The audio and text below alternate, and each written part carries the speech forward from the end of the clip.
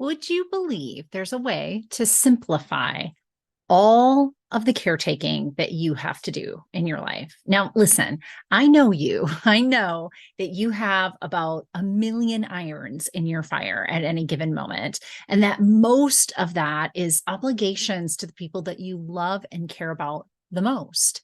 They are the people that you're serving either in your occupation, your career, in your families, in your communities.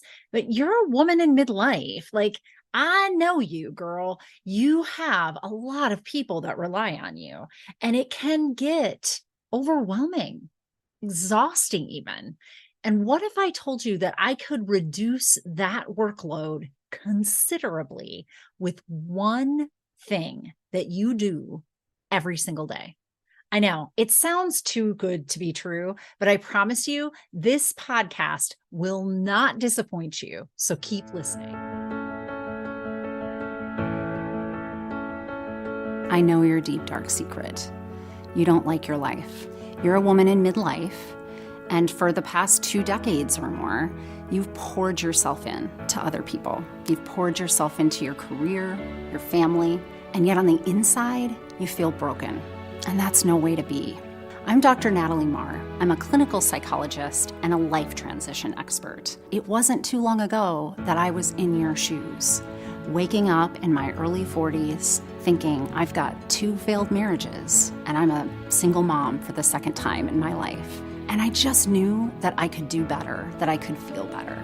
Fortunately for you, I have about 20 years experience clinically. And so I've created a method that will help you learn to love your story. I know that the story that you're telling yourself about your life feels awful. And I know that you think that you can't change that. I assure you, you can.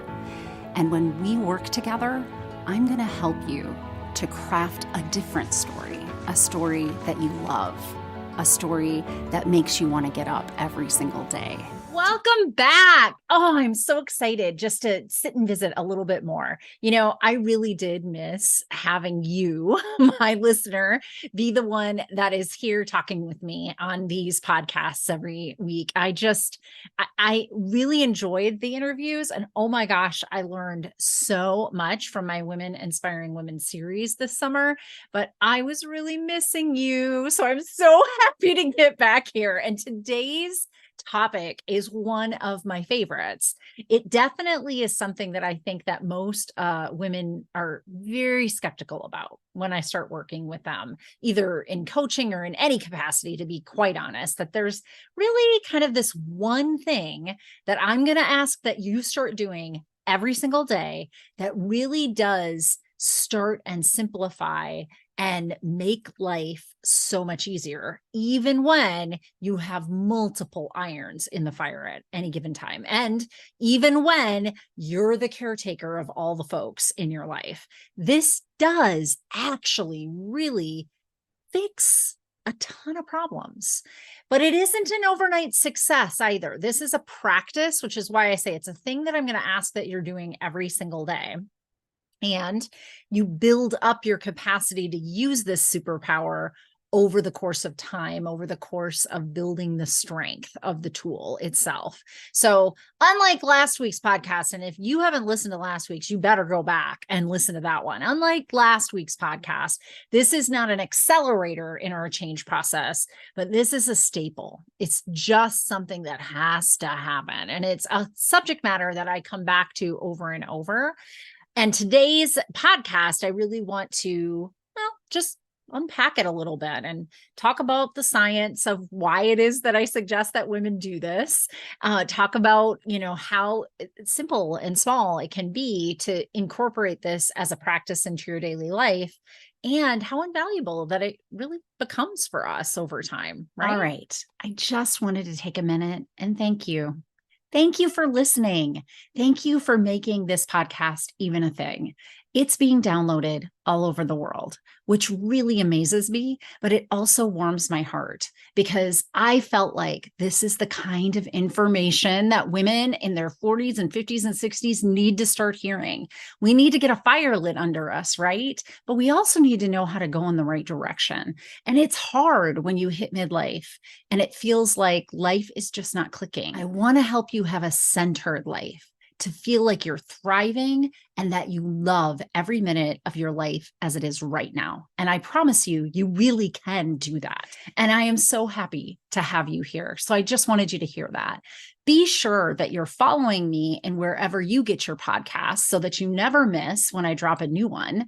And also like and comment. I do listen. If you've commented on these podcasts, you'll see that I start feeding you more information about those podcasts. So let's get started. What I'm talking about, this elusive skill set that I'm talking about, isn't so elusive. It's a practice, a mindfulness or meditation practice on a daily basis. Okay. So let's first discover, what am I talking about when I talk about mindfulness and meditation? Because, oh my gosh, it has been sweeping like the pop culture of self-care, which honestly, if somebody is doing any form of meditation or mindfulness and starting a practice like this and getting it to be part of their life, I don't care what entrance it decided to make for them to start to want to do it. I just want you to start to do it. So to me, doesn't matter. It doesn't matter that it's gotten that pop culture vibe. But that being said, when things get put through that lens, then I think we sometimes start to lose the quality of what it is that we're trying and help you have, as those of us that are service providers and clinicians and doctors and scientists, like we want to make sure that you're doing this with the intention behind it that it's meant to have. So without further ado, I like to start defining mindfulness first because it's the bigger, broader umbrella that we're going to be getting at. And then we'll talk about how meditation on a daily basis as a practice becomes such a powerful tool to be building that mindfulness in your life. So the other thing that I like to do when I'm operationally defining mindfulness is use its opposite, because I think that that's how our brains kind of work. We want to, okay, well, what is mindfulness? Okay, then let's look at what mindlessness is, because the mindless state is what we're kind of warding against. And the reason that this is such a powerful tool in women's lives and anybody's life is really to get us away from that mindlessness state, right? So let me talk about myself for a little bit, give you an example of my mindless state. Not too long ago, I had gone through a huge overhaul in my private practice as a licensed clinical psychologist, where I practice in Minnesota.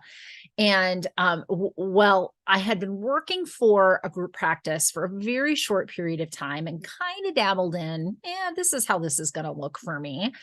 What I had really not paid attention to is all of the very fine details that we're going to go into this great endeavor that I was going into, putting out my own shingle, doing my own thing, and how all of the underpinnings that go with that, right?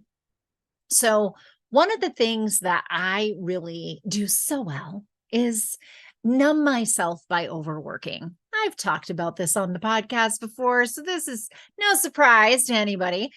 And what I found during this overhaul of moving from, somebody was doing kind of the background work. So it's all of that administrative kind of thing where you're getting contracts with insurance companies and you're deciding which insurance companies and you're doing all of their paperwork. And of course, no one person's paperwork is the same as the other. So you're repeating things as you apply for contracts with different insurance companies. So there was that side. And then there was finding vendors for, things like my electronic health record or what equipment that I was going to use when I was using telehealth once I had to go into that whole venture. It's things of that nature, right? I had literally just paid no attention to, this is going to be a time consuming thing, right? I'm going to need a lot of time to be able to put into giving myself what I need to establish this business. And my overworking self likes to overwork in the things that she knows how to do well. This is not rocket science. This is a dopaminergic addiction. So it gives me a happy feeling when I'm working a lot and feel successful in my workingness. And so I wasn't like putting more time into finding new contracts and doing the admin side of things. I was finding more time to fit in extra clients and do more work on that side of things, which from a, financial perspective was okay, except that I hadn't put the things into place on the other side to be able to support that. So billing, insurances was not happening with the ease and the, quickness of getting payment that I wanted it to, because I hadn't put that time in on the admin side and I was just adding more clients on the other side. So my first year of business, I lost a lot of money, left a lot of money, I should say, on the table because I didn't have those things in place. And there are rules around when you can capture and get that reimbursement. And so I got taught and I got burned, but I got taught quick how I was going to need to compensate for that. Now, why am I telling you all of this when I want to talk about mindfulness? Well, here is the thing. I had a very limited awareness of my tendency to overwork as a numbing agent, right? Like I knew that I would overwork, but what I was really doing is I was overworking to use it kind of as an analgesic, as a painkiller to how much overwhelm I was having about the administrative side of things, right? That's essentially what was happening. So I knew I needed to get to these admin tasks. And in some ways I was subtly overworking, maybe not so subtly, maybe real not subtly overworking on the other side of things in order to kind of numb myself from how much overwhelm I was having on the side of the admin piece.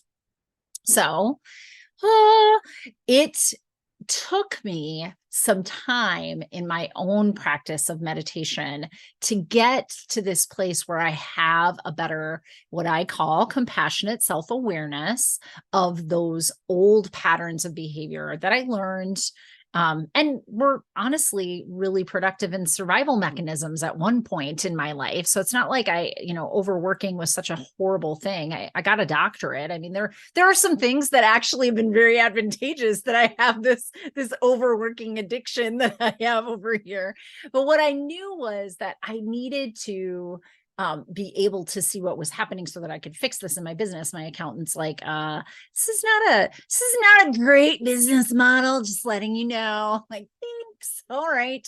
So, I knew I needed to slow everything down and mindfully see where I was not doing things or where I needed to, adjust and reprioritize instead of just doing my automatic response of burning myself out through work, because I'm throwing more time and work at it that I know how to do, but that's not actually solving the problem over here. That was the breakdown.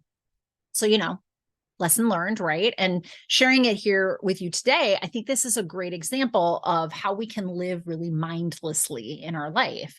I was doing if you had asked me, if you had caught me during that first year of that business, you would have heard me say, I'm so busy. I'm so busy. I'm like, it's a good problem to have, I guess. Like I'm working all the time. I've got all these, I've got clients. I'm building up my caseload. It's great. It's great. However, if you looked at it from my accountant's point of view, financial planner's point of view, they were like, what are you doing? Then hire somebody and do this, or, sit down and take time away from it and do it, or set aside a day a week where that's the stuff that you're doing so that the infrastructure is in place so the other stuff can be put to bed and you're making the money from all of these extra visits that you've decided to add onto your caseload.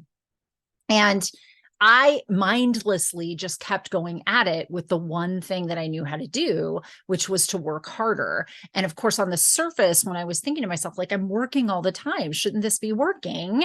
And it wasn't, it wasn't computing, right? I was way in the weeds on this one, you guys. I was way in it and not seeing it for all the pieces, like the bigger picture of what was happening. I was in the hour to hour, okay, I'm working and I'm expending energy. And so shouldn't I be making money, and wasn't making the money that seemed commensurate with the amount of energy I was putting into things. So it didn't make sense to me.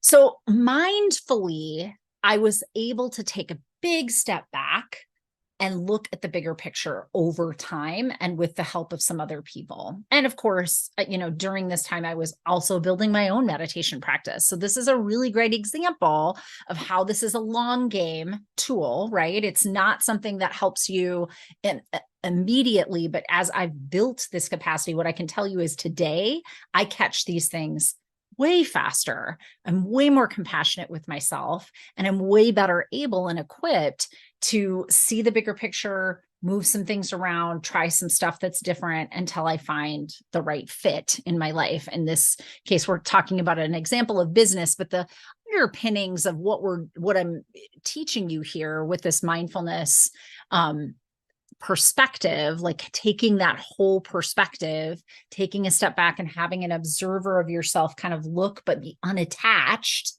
non-judgmental towards everything that you're seeing. That's what being mindful is. Being mindless is being in it, so close to it that you're just participating in it and don't see the difference.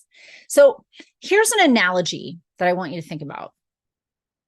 Mindfulness, or having the ability to take perspective that way and kind of slow everything down and look at it as its whole and its parts so that you can address it differently, is often like being the one that is looking in a mirror. Mindlessness is truly believing that you are the reflection, instead of the reflection being what it is, which is a reflection of the person doing the looking, right? So the mindfulness practices are about getting you into that observer self. You are the one looking into the mirror. You're in control of the conscious awareness that sees the reflection. You are not the reflection. It really is just data being projected back at you that you see in the mirror. The mirror itself is not where you are. Even though you look like you're there, you're not there, right? That is a mirage, a reflection of the person that is doing the observing. But when we get caught up in the stress of our life, like I was caught up at that time in my business, we really can get lost in believing we're the reflection, believing that that's where all, like I see her working, she's working. And so the workingness is telling you the work is being done. Like how much effort I'm putting out shows you I'm doing it. So why am I not seeing it in my pocketbook, right? And this was kind of the dilemma that I was in, was I was getting stuck in being in the reflection instead of being the one that's doing the reflecting. Now, meditation is one practice by which you can build your mindfulness capacity, your ability to go from being mindless and just being in it and not knowing where did I just set my key. I was just like doing things and I set it down and now I have no idea. Mindfulness is I could take a step back, kind of look at myself and where I was, retrace my steps and figure out where I set that key. And being mindful in the moment means that you're always able to step into that observer self perspective. So instead of being in the mess and believing you're the reflection, you are the person standing in front of a mirror that is showing you a reflection of your life. And that means that you have control to take things on in a different way. Now, how does this tie back to what I was talking about at the beginning of the podcast? How does this help women in midlife, 40 plus, who have been running for some time and are probably really ingrained in their lives in a way that has them believing they are the reflection, right? They're in that reflection. They're in the mirror. They're doing the things, but not taking that bigger mindful presence in their life. Well, I think that one of the ways that this is such a powerful tool for women in particular is that we're under-taught to take on the bigger picture in general. Many of the culturation that we've had growing up was geared at us being caretakers of others or other things, or a combination. Honestly, a combination almost always in our lives. So the kinds of careers that are female dominated, the kinds of, roles that women take in our culture, oftentimes we're responsible for others, we're responsible for other things, and making sure that that's, going smoothly. But our orientation got out here, right? So we early on are taught and programmed to believe we're the reflection and not the one who's looking towards that reflection, right?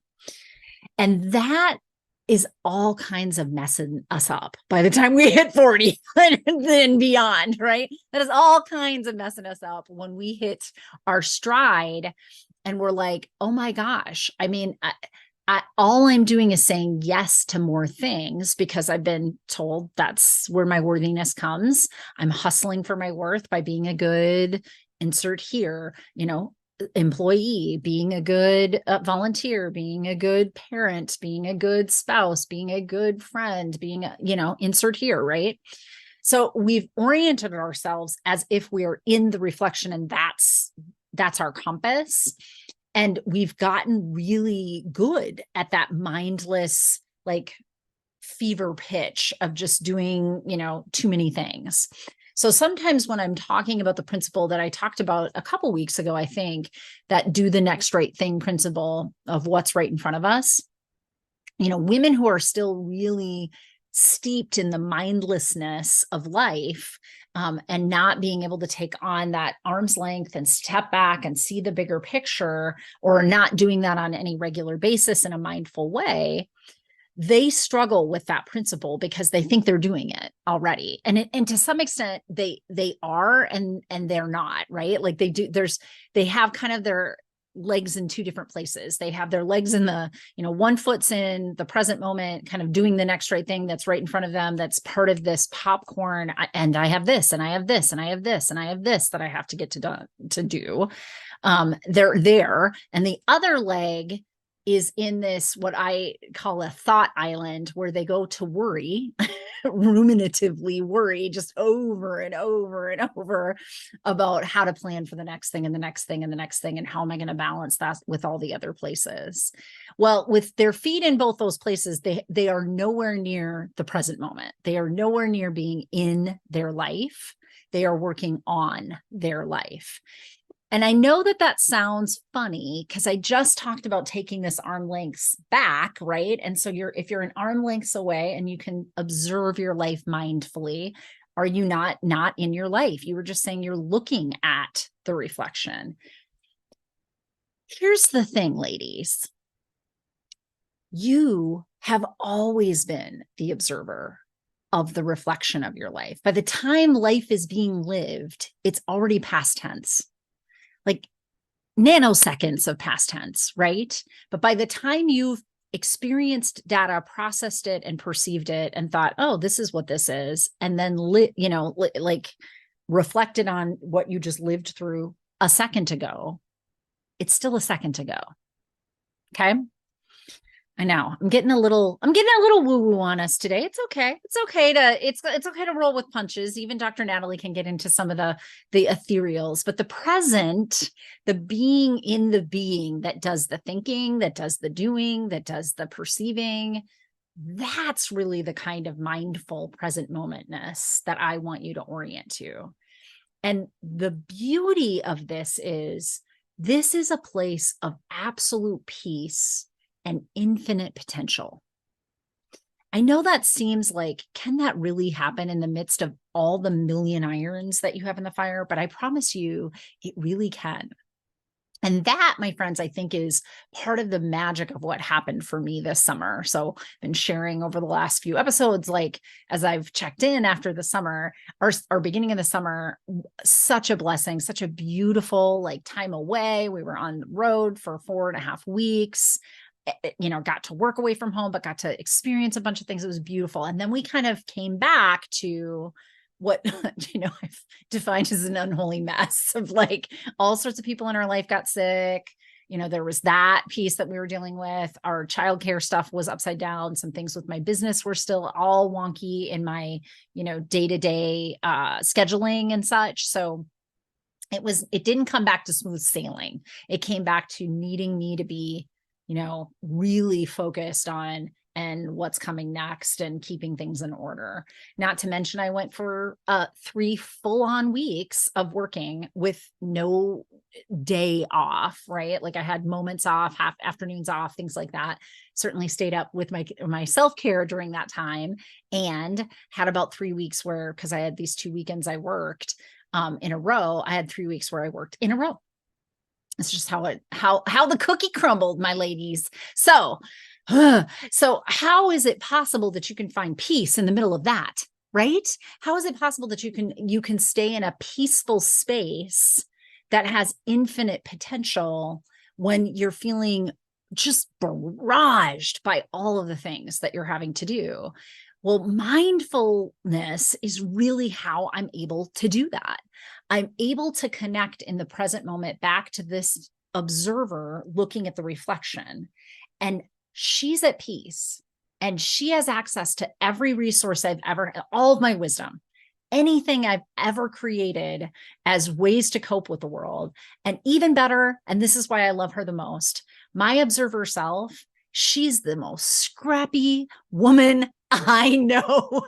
And she has never met a challenge that she is not going to jump in and face. She's met challenges she didn't want to face. She's met things that she's been really trying to avoid for a hot minute. But my observer self, who I am at my core, when I take that step back, look at the bigger picture of my entire life and decide, what would work best for me here? Like, I want her on my team, no matter how many chips I'm down, like how bad it looks, because I trust her beyond anything. She's gotten me through some sticky stuff in my life, which I've shared on here, which I'm sharing today. Like, it was hard to go from that group practice into my private practice. And it was during a really crazy time in my life, which I've also shared on previous podcasts, which is part of why I was numbing, right? I wasn't just numbing from I needed to do administrative work. I was numbing from many things in my overwork during that time. And my mindful self, that observer self of looking at the bigger picture, was the sanctuary in the midst of all that, right? So now I'm going to give you another analogy, because I think that this is a really powerful one. We are like oceans in this capacity, right? Oceans. They are so deep. They run so deep. There's so many layers. There's so much stuff that's happening inside an ocean. But if all we look at is what's happening at the surface as that ocean is interfacing with the atmosphere, interfacing with whatever's floating on it, the weather, the boats, all of that nature as it's lapping up against rocks, then what we see is waves. What we see is, a lot of energy happening, right? There are times where oceans are peaceful, beautiful sunsets on peaceful, very, almost just ripples of the ocean. But still always movement. There's always something happening, right? That's where we live our life, is at that surface level. But when we need a minute, we also can connect internally. We can go down into those depths where it is still and quiet. And we can look at the surface from that angle and know there's a lot happening up there at the top. And I'm still here with this wealth of resource inside of me that can figure out how to go about this, how to do the next right thing in my life. That is such a powerful tool, my friends. And that is really what helps you have a million irons in the fire, but stay calm and clear about what your objectives are, and reassess, like stop in the midst of stuff, take some time to look at what's happening and say, during that 3-week time, I could have tried to, and believe me, I've got the office supplies to match this. I could have tried to sit down and look at my schedule and color code out all of the times, pockets of time I could do self-care and, make sure I coordinated what kinds of self-care I had. But that would have been me on a thought island, right? Not here in the present moment, not listening to the wisdom of what that observer self had. It would have been a version of me ahead of time trying to over anticipate anything that could have come my way. I'd have undermined the value of my observer self to really have her wisdom know what's best for me at any given moment, given whatever's happening on the surface of that ocean, right? It's a really powerful thing to think about. We are not the reflection in the mirror. We are the ones that are observing that reflection. And we are not only what's happening at the surface of our life. We are still waters that run deep underneath. My observer self is one of my ride or dies. I don't go anywhere without her. And now that I've really learned over time how to hone her in, which is going to be this next little bit of our podcast today, I know that accessing that is like an invaluable, almost unlimited resource at any given time in my life. So that 3 weeks came in and I just rolled with the punches. Like I went into the working, and when I felt like I was getting intensely agitated, I took a morning and moved things around so that I had a pocket of time to just meditate and do my exercises and wake up a little bit later, sip my coffee with a little bit more time instead of just rushing through it to get to the next thing. All of that was really important to me. But I wouldn't have been able to plan that out ahead of time. There was no version of me earlier that would have known in that moment that's what I needed. And so that's what you're going with in those moments. I've decided to make a big change in my Learn to Love Your Story business. I'm going to start doing individual coaching. People wanted more of an individualized touch, and I get why. So here's the thing. Go to the notes and click on the link to get your free one-on-one coaching session with me. Yeah, that's right. Free. And here's how I do this. I have an assessment that I've put together that really helps us to evaluate your midlife and get you back on course to have that centered life where you feel like you're thriving and really loving life as it is right now, not waiting for some epic thing to happen later in your future, but really loving your life that you're in. So I start with that valuation, and we sit down together and have a conversation about it. And I'll set you on the course for where you want to focus your effort. So be sure that you sign up for your free one-on-one individual coaching session. I'm really excited to be adding this to the whole repertoire of what I do here at Learn to Love Your Story. And I'm really excited to get to know you just a little bit better. So now we come to meditation. So how does meditation interface with this? I alluded earlier, meditation is a practice that helps to build this observer mindful self, right? And meditation is just taking your focus and placing it on one thing at a time in, a finite amount of time. So it could be a couple minutes, could be up to 15, 20, 30 minutes, if that's what you want to do. If you've never done meditation before, there are beautiful 1, 2, 3 minute meditations online that you can find. Go to my website. I have a few that are a little bit longer than that if you want to try something that's a little bit longer. But on my free downloads, I've got 4 meditations for you, guided meditations that might be useful in helping kind of embark into this idea of using meditation as the practice. But you're focusing on one thing. And we're going to do a little bit of the hand model is what we call this by Dr. Dan Siegel. And I'll put a link in the notes for this podcast. So you can also go and watch his video specifically, because I'll probably butcher how beautifully he's put this together, but he's been teaching about this idea of self-awareness and mindfulness practice for decades, longer than I have, much longer than I have. So the hand model is this. If you make a fist with your thumb in the middle, right? That front area where those 4 fingers, the knuckles are, right? That's your frontal lobe, right behind your forehead here, right? And when we are using mindfulness practices or meditation practices, what we're trying to build is the capacity of the orbital prefrontal cortex.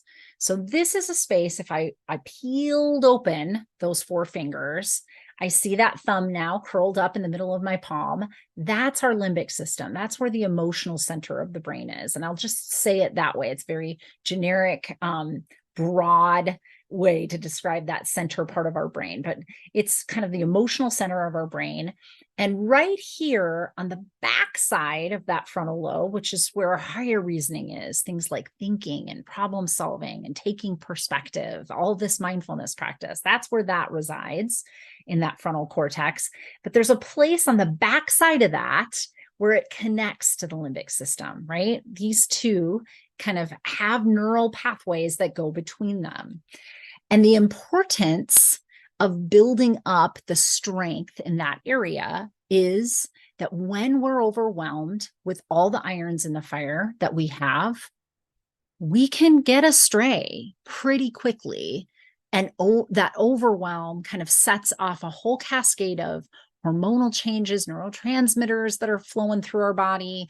And literally in our nervous system and blood, adrenaline and cortisol is racing through us to help us gear up for fight or flight, freeze or fawn.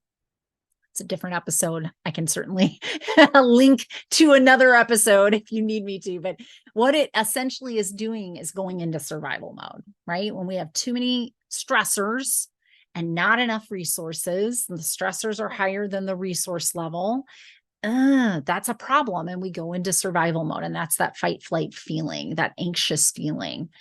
And anxiety is not going to let us be mindful. Anxiety is just going to have us spinning wheels in the moment to just deal with surviving in the moment.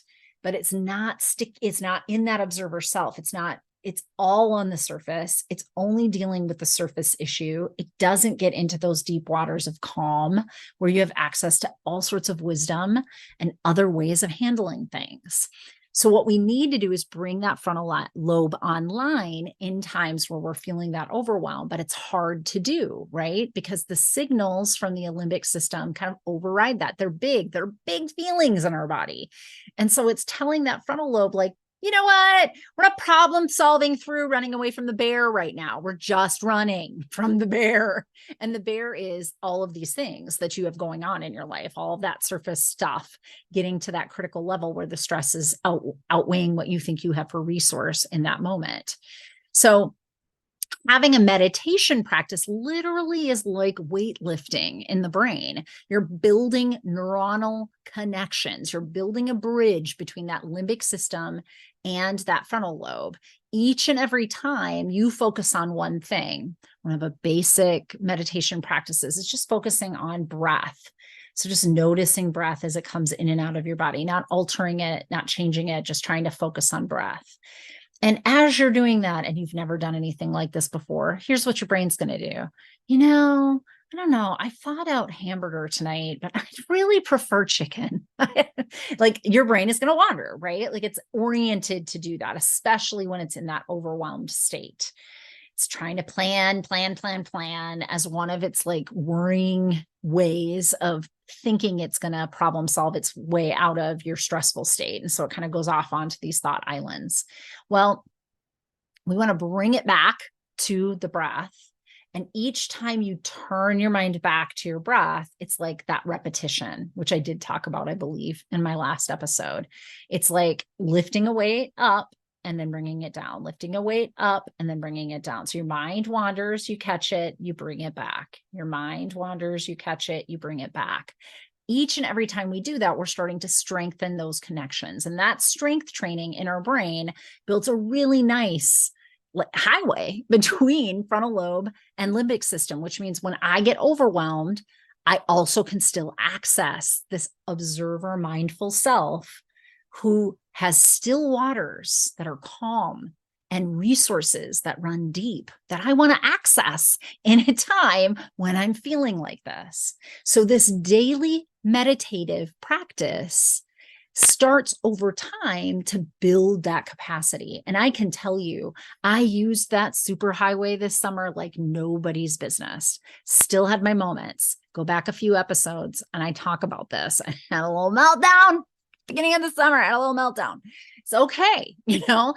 As soon as I had gone beyond that point, I was able to engage that observer self who was able in that compassionate awareness to say to me, okay, girl, like take a moment here, feel your feels, take a breath, and then let's get down to business. Let's get still. Let's get inside. Let's look at the bigger picture and let's start to decide what needs to happen here. Without that super highway, I would not have been able to do that as well. Case in point, years earlier, when I had shifted from group practice to private practice, I really was overwhelmed with how many things were happening in my life at that time. And my compensatory or coping mechanism that wasn't so good at that moment was to overwork. And it really ended up working against me because I didn't even make money from the overworking that I was doing. I made the numbing, I got the numbing down, but I did not get that money. I left a lot on the table because I had not put the infrastructure into play, but my overworking was blocking me from seeing that that was happening. Okay.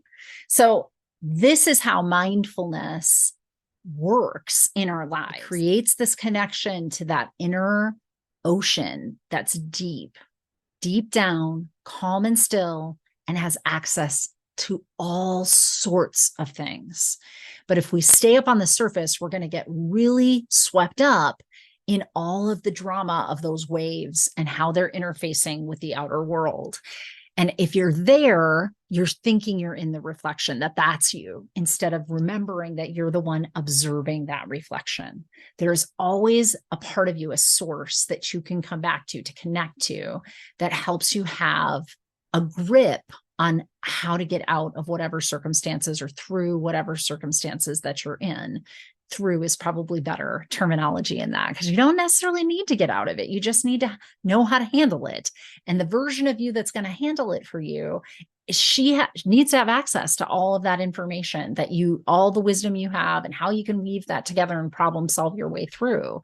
So that mindful state, not mindless, not just being swept up in it, but that mindful state is really unique in allowing you to be able to do that. Now, if any of this today has sounded like something like, ooh, I could use more of this, I definitely, here's what I want you to do. I'm going to link in the notes. I'm not going to talk about all the things you can find on learntoloveyourstory.com. All I want you to do is go straight to my quiz. I have a quiz on the website. And when you get your results from your quiz, it tells you in what areas of my program that you seem to be the shyest in and could use a little extra. And it will link you to places in my blogs where there's free resources, places in the videos that I've done that there are free resources. Like I have a ton that you can do. And of course, if you want to go straight to the source of what we talked about today, you could just go on learntoloveyourstory.com and under the blog, look for self-awareness skills. I have it as a category itself, and that's where mindfulness, meditation, all of the things that we talked about today, all of that lives. So feel free to go to learntoloveyourstory.com if you want to just look for it that way. But link yourself right into that quiz, because I bet if you take that quiz, you're going to see there's a few different areas where you could use a little extra resource, and I've got them for you free of charge. So just go there and take a look at that and start somewhere, do something, right? There's so many resources out there that you can do this for free. There is nothing you need to do. There's nothing you need to purchase, but it is a practice, and it's something that I want you to commit to for yourself, for that version of you that gets caught up in those waves. I want you to commit for her to doing a daily practice like this. And you will see that if you stick with it over time, just like any kind of strength training, it really does empower you and make you a stronger version of yourself.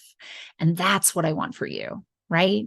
I want that for you so that you can learn to love the life that you're in right now, that story, so you can have your centered life thriving. All right. So I'm adding a little addition here. It's the legal stuff. Just so you're aware, nothing in any of these podcasts constitutes actual psychotherapy. Yes, I am a licensed clinical psychologist in the state of Minnesota, but everything here is just educational in nature and is a suggestion of things that you could be doing in your own life to learn how to love the life that you're in instead of waiting for a life that you're dreaming of to come towards you.